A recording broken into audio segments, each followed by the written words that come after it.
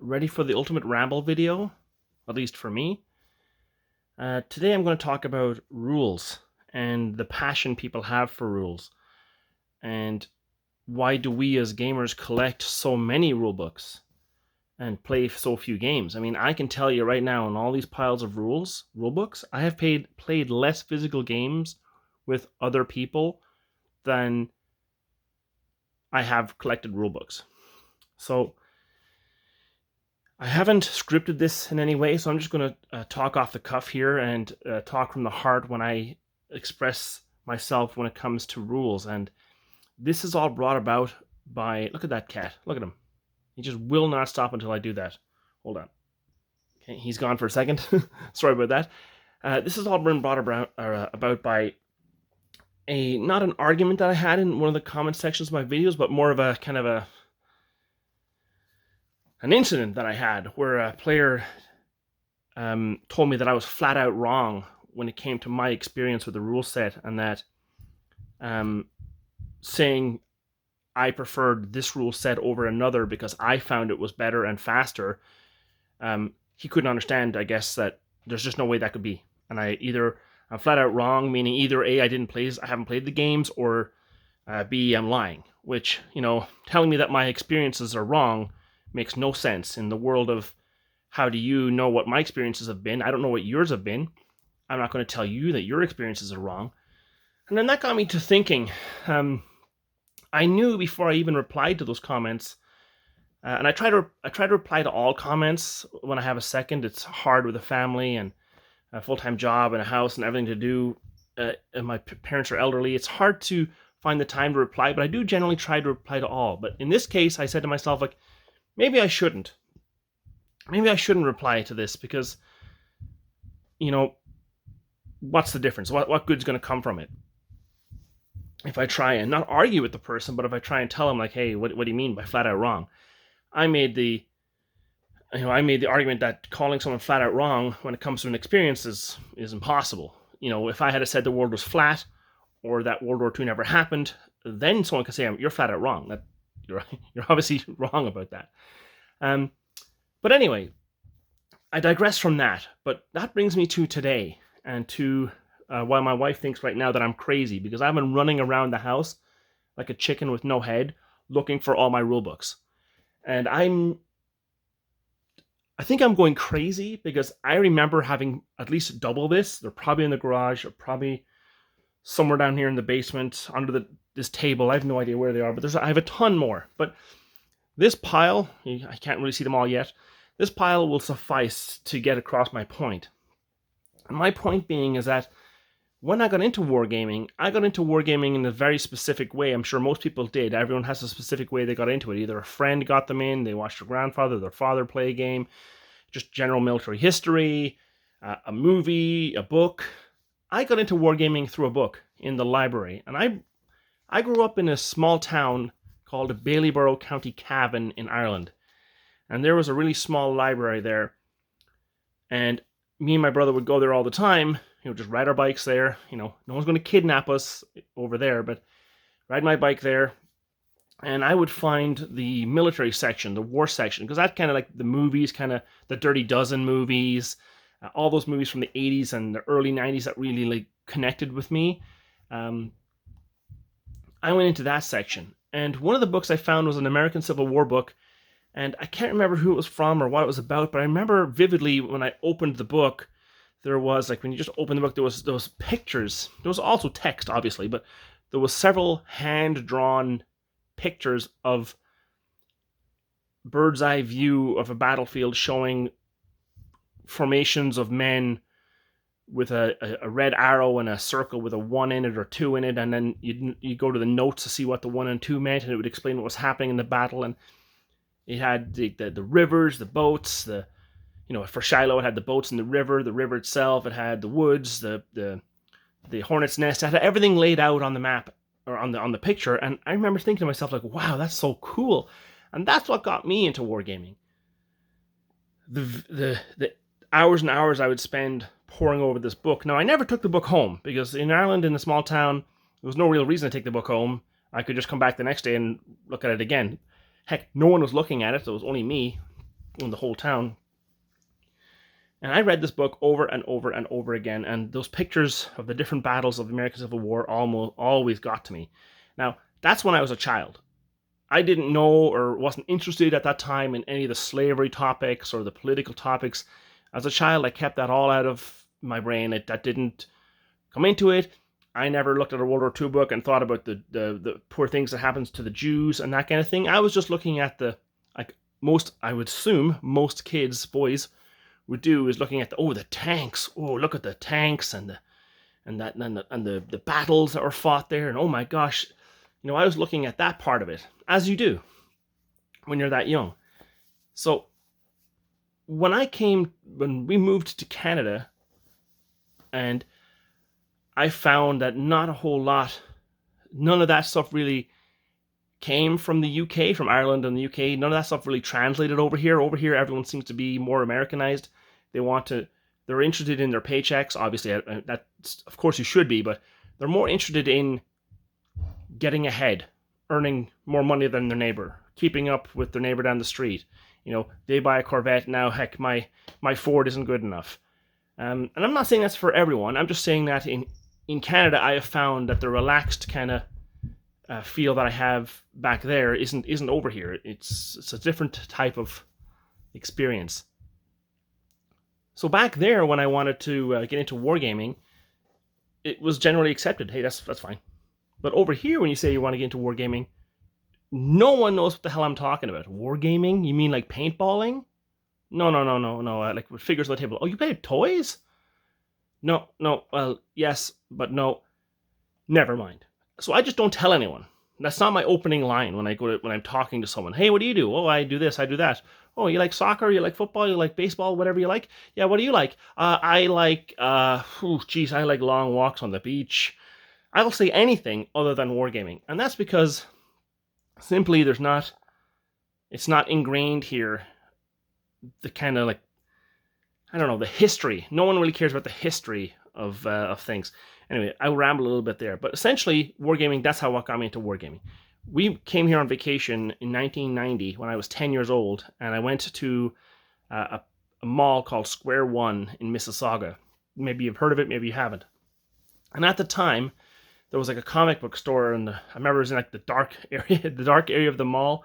And now, as a small child from Ireland coming to a mall, I mean, just going across the highway here was like, what the heck is this? There's 25 lanes, people are going everywhere.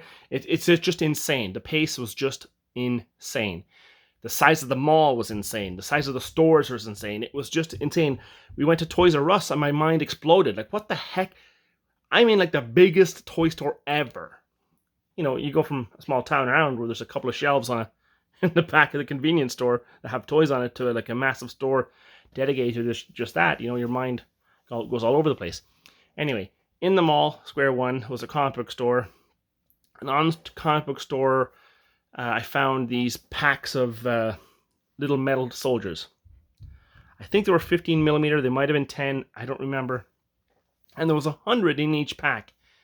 And they were $10 a pack. And my father had given me $50 to spend for the entire vacation. 3 weeks worth.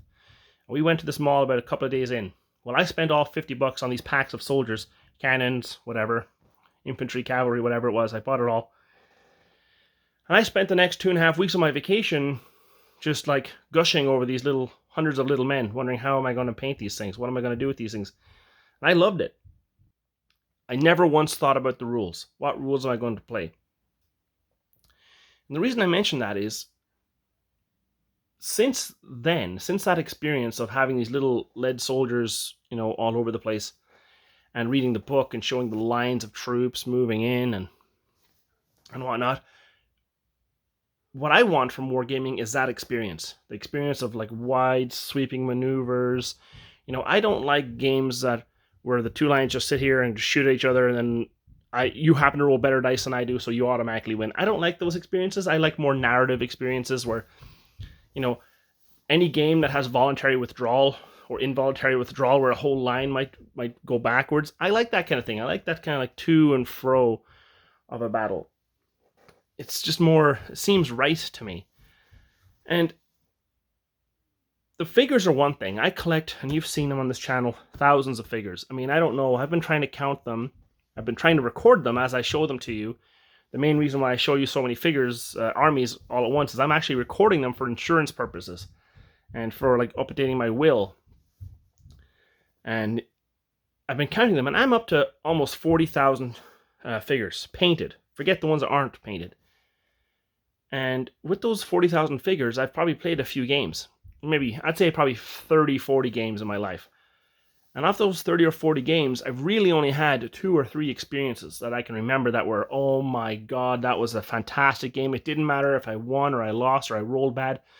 Just the experience of the game was enough.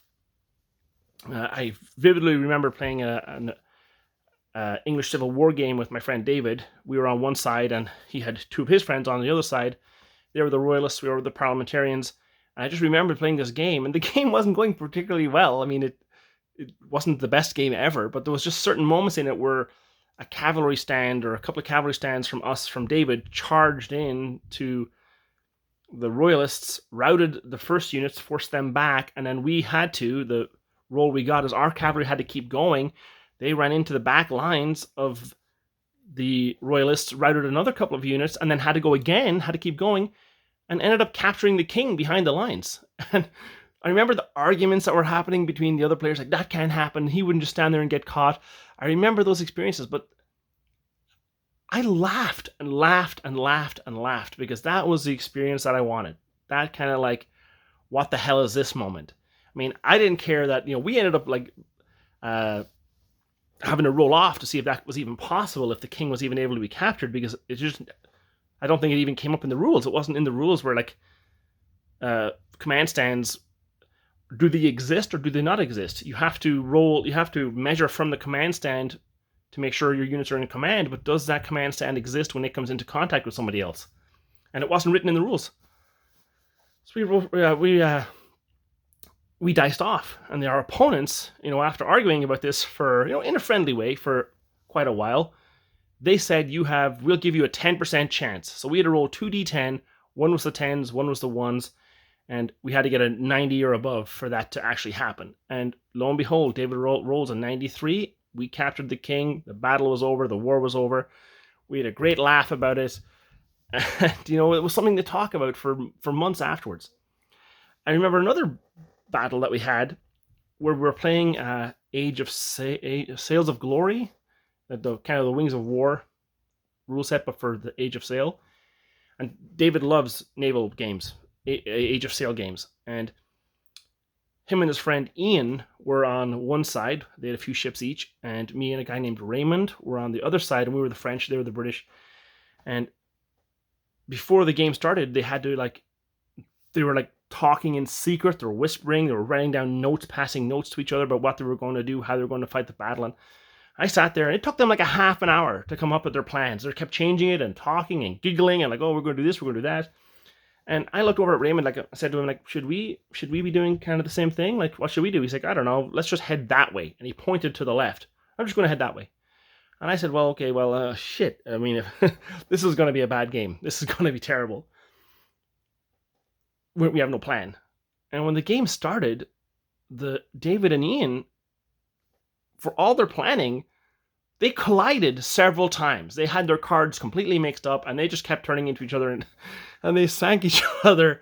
And I just remembered roaring laughing. And I laughed all that night, all the way on the drive home. When I got into bed out with my wife, and she's like, I woke her up, and she's like, what happened? I'm like, I can't tell you. I'll have to tell you in the morning. And I laughed myself to sleep just because of the experience. Not because the game was overly fun. We didn't even get to really fire anything. They just sank each other. But just the experience. So, with that 14-minute ramble out of the way, what has that got to do with the rule sets? Well, I don't collect rule sets or play games for the best of the rules. This is the best World War II rule set out there, or this is the best designed rule set, this is the best mechanics. I don't play games or collect rule sets with that in mind. I play games that give me the experience. So for someone to tell me that my experience is wrong, flat out wrong, it makes no sense to me. It just boggles the mind that someone would have that opinion. But I knew before I replied to this guy that I have come across at conventions and at friends' houses that everyone has a favorite set of rules. And not everyone's favorite is the same. And sometimes when you say innocently that, I don't like these rules, I like these rules, the person who likes these rules get really offended. Sometimes, not every time, but a lot of them do. Because maybe their experience with this rule set was amazing, and their experience with this rule set was not. So what I've done, and my wife will tell you, well, you won't talk to her, but she would back me up when I say that comment, getting engaged in that kind of thing, where I even said, like, hey man, you're obviously passionate about what you do or what you like, but my experience with the game, it was not the same as yours. And to be called kind of like a flat out liar sort of really bothered me, and I went to sleep with it. And I've been battling with severe depression for about a year and a half, nothing related to COVID. And these things kind of sit with me. They kind of eat away at my brain. Even when I'm sitting down watching TV, I'm not really watching TV, I'm thinking about it. Driving to work, I'm thinking about it. Dealing with a customer face to face, I'm still thinking about it. It's just something that happens. I can't stop it. And I kind of exhaust myself. I make myself extremely tired. And then the depression hits, what are you doing? What are you doing uploading videos? What are you doing on YouTube? Like, why can't you handle these kinds of pressures? What are you doing to yourself? And I honestly felt like quitting and just deleting everything. And, my wife does stuff to support me where she starts to, like, argue for me. Like, what does he know? He doesn't know what he's talking about.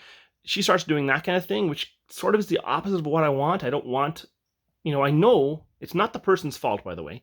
It has nothing to do with them personally. It's just the experience of what my brain is kind of trying to think of.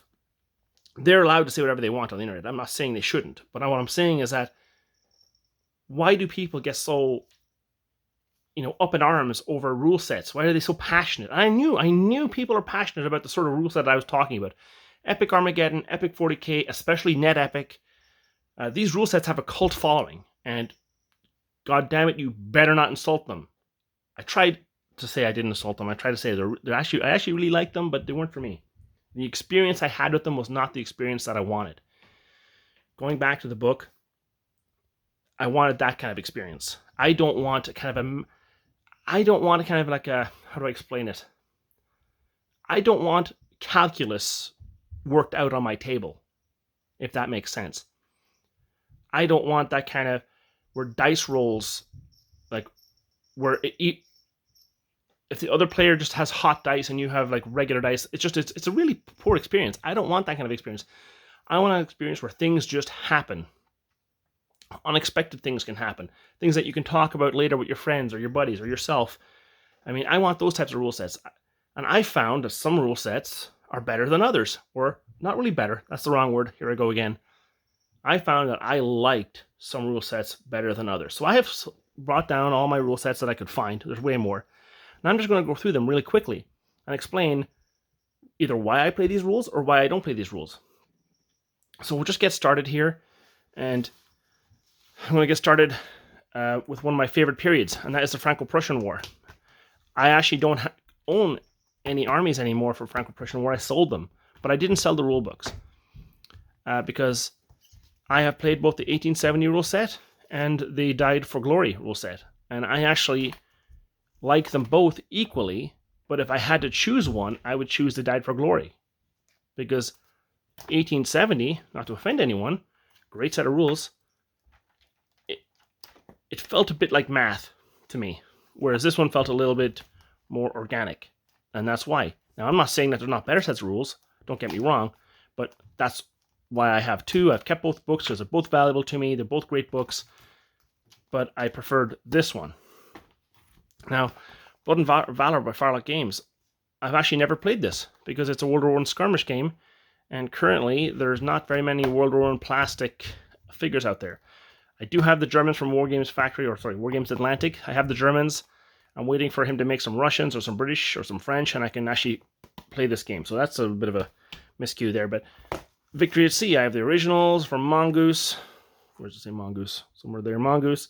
And then I have the World Games one. Like, look at the size difference. Although I would say that probably World Games has all the stats for the ships in there. I like both these games. They're both basically the same game, really, but I actually preferred this one just a little bit more. I don't know why that is. I think it's just a little simpler, maybe is the word. A little easier to grasp. World Games, when you see a heavy tome like this, you're instantly overwhelmed. Like, even if only this is the rules and the rest is fluff and history and stuff, the book itself, like, I need to look up something in the book. Oh my god, there's 80 pages of special rules. Oh, jeez. And I should say that these aren't my favorite naval games, in the age of the large gun or the age of the battleship. It's actually a game called Broadside Empire Steel. I love that game because it's easy. All the information I want's on the cards. There's only a few pages of rules, and it gives me the experience that I want. These are sort of they're still good. Don't get me wrong. They're still good. I still will play them if they're around. But if I'm choosing the game, I'll play the Broadside game. Now here we go with some others, like Black Powder. I love this set of rules. I think this set of rules is really nice. It's really well laid out. It's not complex. But my friend David, he doesn't like it all that much. It doesn't matter if you're playing American Civil War or American War of Independence or Sudan or whatever battle or war you're playing. They all kind of seem the same. There's not as much flavor for the period in this rule set than in some others. Kings of War Historical. Never actually played it, own the rules, but doesn't mean that it's not bad set of rules. Now here's one that's that a lot of people get. 2 sets of rules for large-scale Napoleonic battles. Blucher, Grand Army. Actually both written by the same person, so it's kind of a moot point.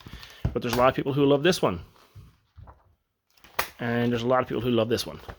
This one, I think, is a superior rule set than this one. For the experience, for myself personally. Not because this rule set's bad, but because I happen to like this rule set more. It gives me a cool experience. I've had really nice experiences with this. I played the Battle of Borodino, where the French heavy cavalry and the Russian heavy cavalry met in the center of the field, and it was like kind of a slogging match.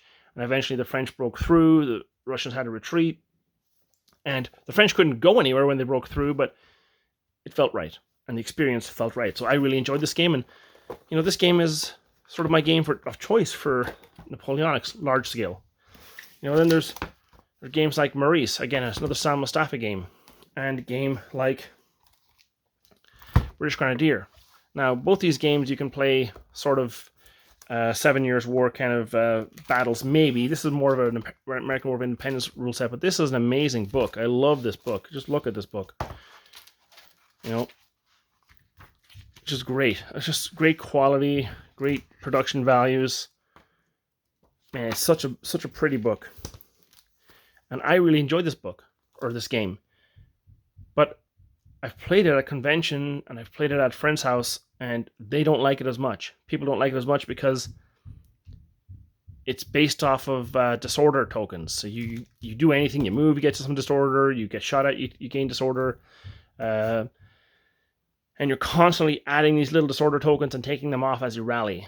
And people didn't like that because the game didn't flow. And like a 3-hour battle would take like 4 hours of real life just to fight out. And it seems like the firing is an afterthought. All you're really doing is rallying disorder and straightening out the ranks and getting the ranks to move forward. But I really enjoyed it because it gave me the experience I wanted of trying to keep your lines straight and keep the battle going. Whereas this game, excellent game, really excellent game. I can't say enough good things about it, but for me, I haven't played it that much because it's sort of like you don't have to play this in a competitive stance, but it seems like a game that's meant for more competitive gaming. It has the whole card deck thing where you can give your guy personality traits. It just wasn't for me. Not that it's not a good game, but it's not for me. Now, I'm not insulting everyone who loves Maurice. That's not the point. The point is, just wasn't my favorite. Ancients gaming. Like, oh my god, here we go with Ancients gaming. This is just a sample of some of the Ancients gaming that I have. Warhammer Ancients. So many people love this. So many people love this. Clash of Empires. Not as many, but a lot of people like this. There's the Saga games, especially the Age of Hannibal one. A lot of people like that. Clash of Spears, a newer one. A few people like that. Age of Hannibal. lots like that, and then Mortal Gods. Now, there are different types of games. Age of Hannibal is my go-to game for ancients when it comes to army-size battles. If I want to fight the Battle of Cannae or Trebia or Zama or Cynocephali, any of those battles, this is a rule set because it's simple and it feels right.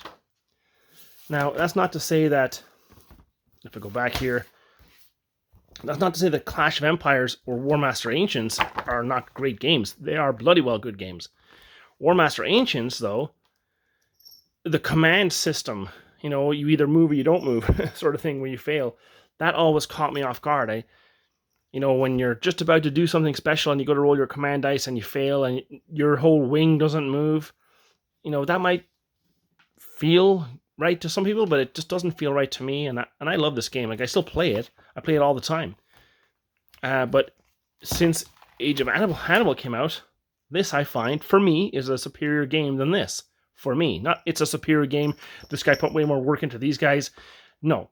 It's just the experience I've had with these games versus the experience I've had with these games.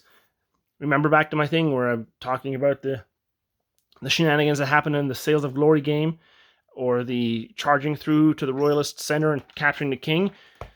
I just happened to like the experiences of the games I've played with this more than this. This seemed more of a competitive game, whereas this feels more of a narrative game.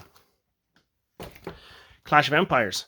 This is like a sort of like a akin to what was that game back in the day? Warhammer Ancients, not War Master Ancients, but Warhammer Ancients. Still a good game. Very, very similar to Warhammer Ancients, which a lot of people love. It's meant to be played really with 28mm figures. I don't know what the hell that bang was. Cat's gone to investigate. It's meant to be played with 28mm figures, and I don't have a lot of them painted. I do have an army to show, but I don't have a competitive army or a opposite army. These games here, Clash of Spears, Saga, Mortal Gods, they're all fairly different, but they're basically a skirmish game with 20, 40 figures aside. Saga has a very deep cult following, and it's an excellent game. I love the board. I love the tile boards and that kind of stuff. But I haven't played enough of it to get the experience. Now, Clash of Spears and Mortal Gods. Clash of Spears I've played several games of, really liked it. Mortal Gods played several games of, really liked it. The edge for me goes for Mortal Gods only because of the experience that me and my wife have had playing it. We've pulled some like cards where events have happened, like where a fog rolls in, and really thematic. Whereas this book, we haven't had that. And that's not to say that this game is bad. It's not. I love this game. I love this book. The figures are great. You've seen the figures that I painted for this game. But really, Mortal Gods and Clash of Spears are technically very different games. So it's not fair to judge them one-on-one. But if I had to say what my experiences have been, I've had way more fun experiences with this. Memorable, I shouldn't say fun, than I had with this so far. Now, Black Seas is another game. I don't play that many naval games. This is probably the only Age of Sail game I've ever played. So I do have the Warhammer version of this. They had a Warhammer version of... I just couldn't find the rulebook. But here we go. This is the fantasy games that I have. Now, I have the first edition of Age of Sigmar, and I played it, collected it, played it, promptly sold it all off. No one wanted the rulebook, and I don't really like this game. No reason. Tons of people love this game, just not me. Kings of War.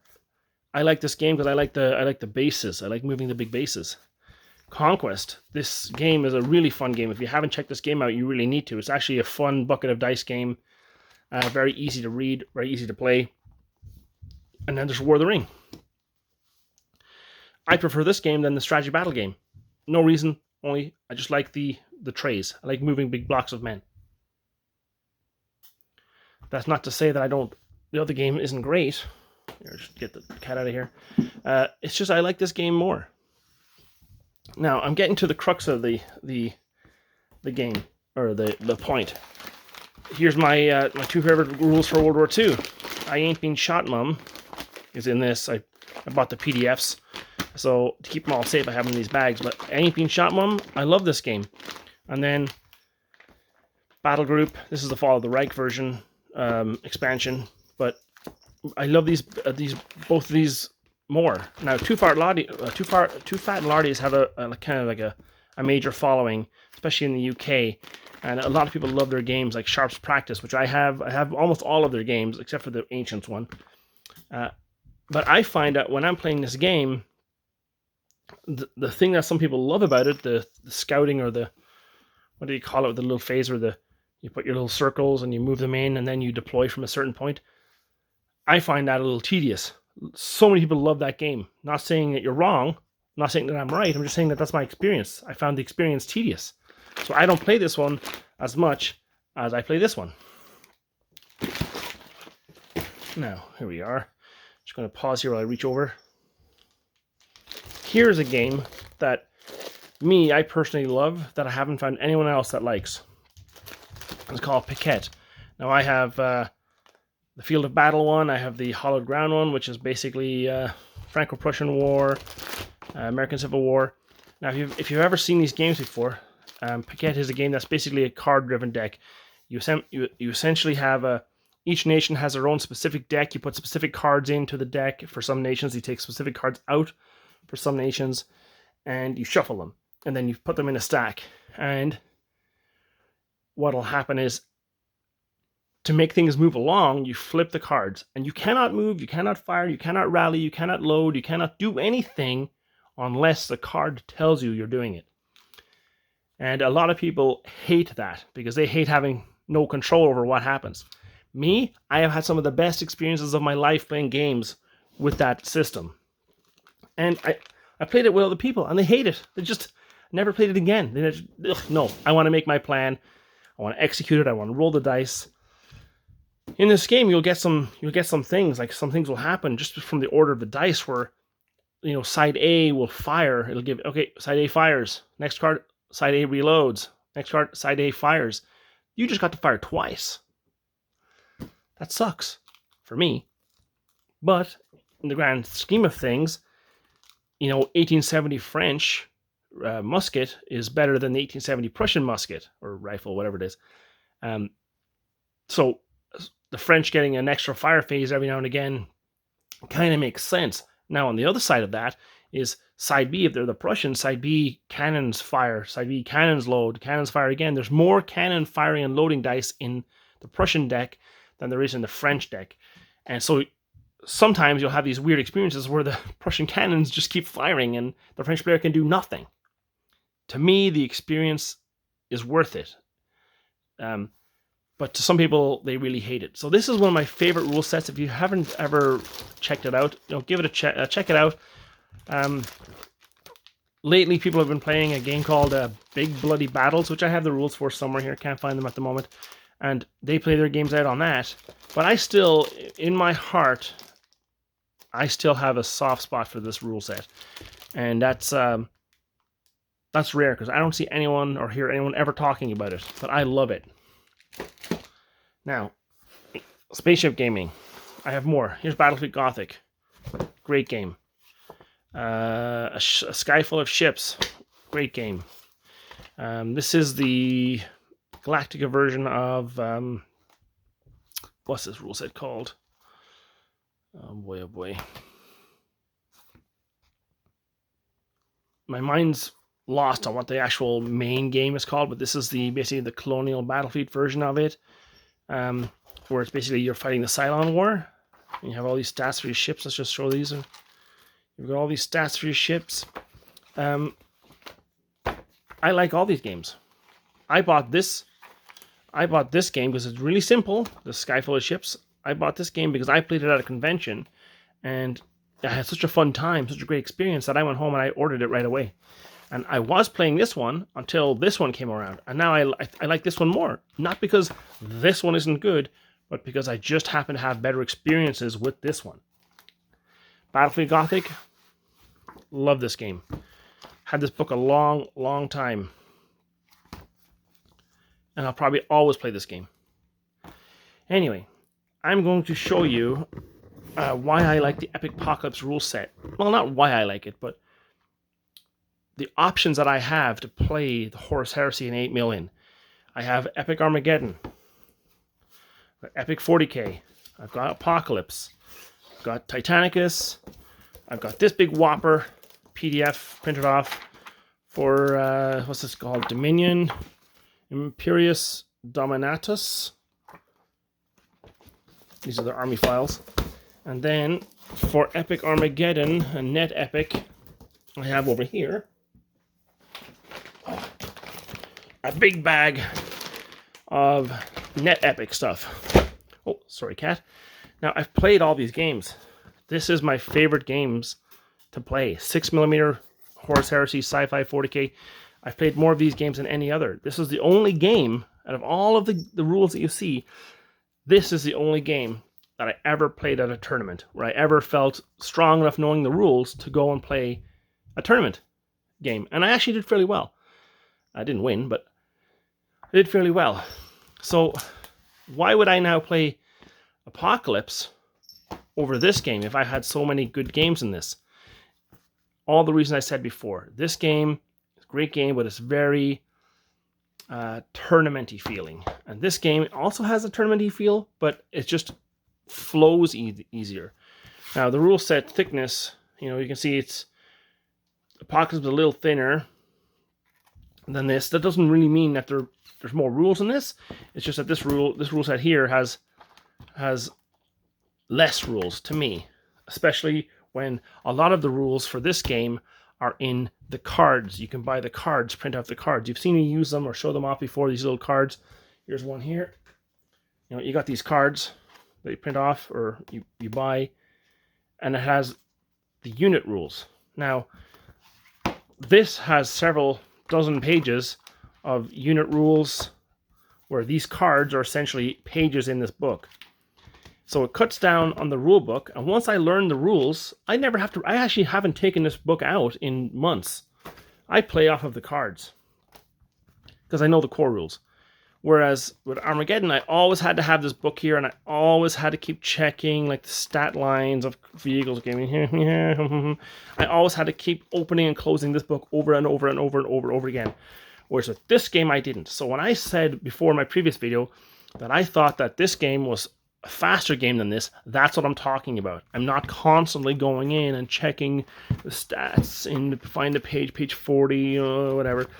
I didn't have to do that because all of the rules that I wanted were on these cards. Now, I could print off the stats on cards and that wouldn't be a problem.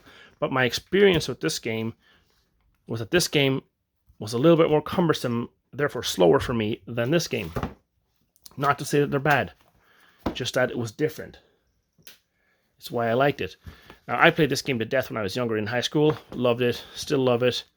I mean, I still look at this book all the time just because I love the nostalgia of looking at it. Whereas this book is a more streamlined version of these. Now, this is just the army book and the battle book. There is the core book somewhere in the back there. But instead of having 3 books, I would have one. It has 1 book. And instead of having 1 book, you basically have no books, but you have these cards. Okay, Net Epic is a rule set that has a cult following, like I said, and it's not that I don't like it, it's just that there's a lot of rules. And I don't mean like a lot of core rules. There's not. There's probably less core rules than there is in other books, I'm sure.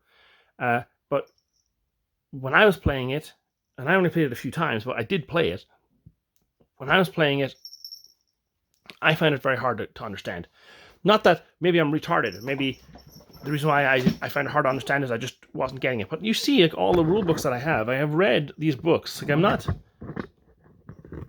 it's not like I don't know how to read a rule book or grasp a rule book. But Net Epic seemed to be more confusing than Epic Armageddon. So, maybe I didn't play it enough. But this book here, this Imperius Dominatus, look at this. Like, look at the work that people have put into this. Look at the love that's put into this. Oh my god. I'm trying to find, these are all the army lists, but look at the love at all of the fan work that's gone into this. The Sons of Horus, you have your Cryptus drop pods or Dreadclaws. Look at all of the work that's gone into this. I'm just in drop pods right now. Like, this is ridiculous. Here's Terminators now. Whenever you happen to say that you didn't like this game as much as another game, some people feel the need to defend all the work that went into this rule set. And because it was a fan-made passion project, you're basically offending people's free work. That's not the intention of me saying I liked Apocalypse more than Imperious Dominus. Or Net Epic or Epic Armageddon. It's not the point. It's just that my experience with this game has been more narrative driven. I've liked it more. I've had more laughs with this book. I'm sure if I had a person, or the person who wrote these books, I should say Net Epic and Epic 40K and Imperious Dominus and all those other derivatives, if I had the person who wrote that book or who knew the rules like without even looking at the books, if I played several games with them and I could see their passion for it and see how they roll, the games, I'm sure, would be super fast. But they're not when you're first learning a game. So don't give me any of that bull where when I say that this game I finished in 3 hours and this game took 4 hours, how dare you insult me by saying that this game took 4 hours? No, I'm sorry, but this game, for me, I learned quicker. I don't know what the reason is. Then I learned this book, or these, or this. I'm not saying that these are bad, or these are no good, or people shouldn't love these. That's not what I'm saying. What I'm saying is that I grasped this book way quicker, so therefore my games have all been super fast, because I'm able to go right through from the beginning of the turn to the end of the turn to starting a new turn really rapidly. And I'm able to teach that to someone who doesn't know. Whereas this book, Epic Armageddon, really I'm talking about Net Epic, and Imperious Dominatus, I haven't had that experience. And that's only because the passion that's been put into these two projects, some people love them to death. And I just have not been able to play enough games of them to find out. And while I was, you have to remember, you have to set up all the armies on the table and then find out how many things do I have to put out? I mean, how many of the tanks do I need? Do I need 9 tanks? Shoot, I only have 8 tanks. I can't make a valid formation. Dear. There's a lot of prep work that goes into playing a game. Everyone knows when you're playing a World War II game, you got to set up the hedges, the tanks, the village, the roads, the streams, the woods. There's a lot of prep. There's actually almost more prep in prepping before the game than there is in actually playing the game. I found that the prep for these games was massive. So therefore, the game took longer. This game, you just play whatever you have. Sure, you have to make some sort of legal formations, but they're not complicated formations. All the fast attack have to be in one group. All the troops have to be in one group. All the heavy support have to be in one group. Sort of. I'm just paraphrasing. I'm not saying that's true, but I'm just saying it's a lot easier to set out a game of Apocalypse than it is to set up a game of Imperious Dominus, because you've got to get all the formations correct. You've got to think about it. You've got to get the points cost. Didn't have to do any of that with this. Anyway, I've rambled on now for almost 44 minutes. And that was just really not to offend anyone or get anyone upset or to say, hey, your favorite rulebook is no good. That was just a way of me healing myself to understand, why do people feel the need to call people flat out liars or flat out wrong about their experiences? It makes no sense to me. Your experience is what it is. If you love a game and you've had great experience with it, I'm happy for you. I really am happy for you. But if I don't have those same experiences, it's happened so many times. You go to conventions, you go to play a game. I've gone to play games with David, and he's played this spacecraft game. I can't remember what it was. And he loves this rule set. He loves this game. And me and my wife played it with him against other people. And we walked away and we're like, yeah, I'm really happy for him that he loves it. But man, that game sucked. I didn't like that game. It took forever. There was a 4-hour time slot, and we didn't even get halfway through. But he still loves it, and that's great for him. I will play it with him if he ever wants me to play it. But me, I'm not collecting that game. I'm not buying the rule set. I didn't enjoy it. Anyway, that's about it. I'll be back in another video soon. That was more of a therapy session for myself. Again, I've bored my cat. He's almost asleep. And if you have any thoughts on rule sets and what makes people so passionate about them, or where they need to defend it, almost like the rules police, let me know. Have you ever come across people that have done that, where you said, oh, I don't really like that, and then they're offended? It's not like I took my pants off in front of them, like, give me a break. I just said I liked this rule set more than this one. But I also said this rule's good, but I like this one more. How dare you? That's it. Have a good night. I'm done talking. It's time to have a drink. All right, bye-bye.